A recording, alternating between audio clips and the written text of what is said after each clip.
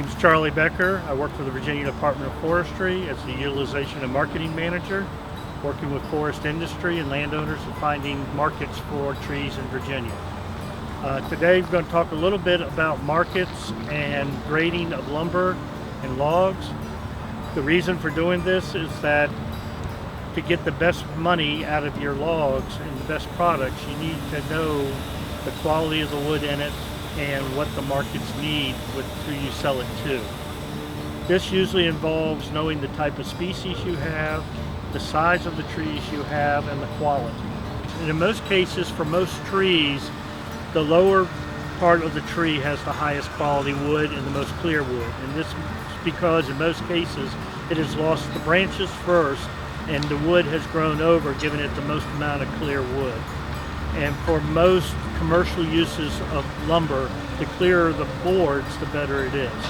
So normally is what we do is measure from the bottom up to where we start finding defects, things that would put knots or holes or rot, and try to use that to get the highest quality log we can from the bottom.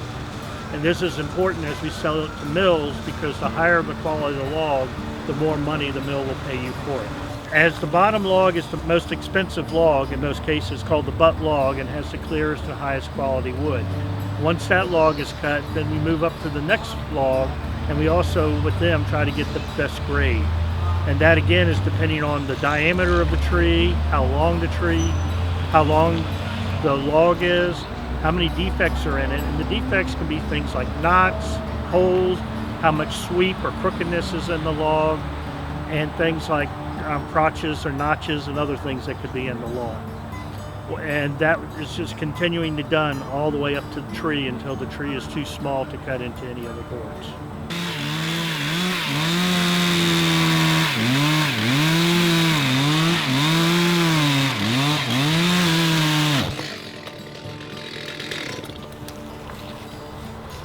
Okay, well, let's see what we have left here. This spot right here. Okay. Well, he's going to tell us what we want. So I'm just seeing how much good or how much solid. 6, 9, right there. Yeah, they got a rot hole right there. Looks like. That's about where that branch is right there. Yeah. So 8-footer probably. Yeah, that's probably an 8-footer. Where's your 8? Once the tree is cut into logs, so usually by the time they cut them, they have an idea of who's going to buy the trees. And they could be going to sawmills, they could go to pulp mills, they could be, if they're high quality, go to veneer plants, they may go to post and pole plants, they may go to specialty uses like small mills and all that will make custom products out of it. And these can be like high quality character woods that will go into custom furniture and things like that. It all just depends on what markets the local person has to determine on where the logs will go. And hopefully he will try to cut the logs and make sure they go to the highest value market.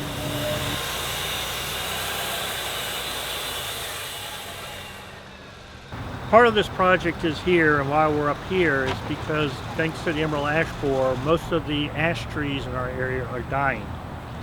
The problem with that is as they die, they rot and fall over. However, if we can get the wood as soon as it dies, the beetle doesn't affect the wood at all. It strictly just goes under the bark and kills the cambium. So if we can go and harvest these trees quickly and go ahead and cut them, they can be used as any other product, and we don't have to worry about losing the value of the wood that's in the trees that have died.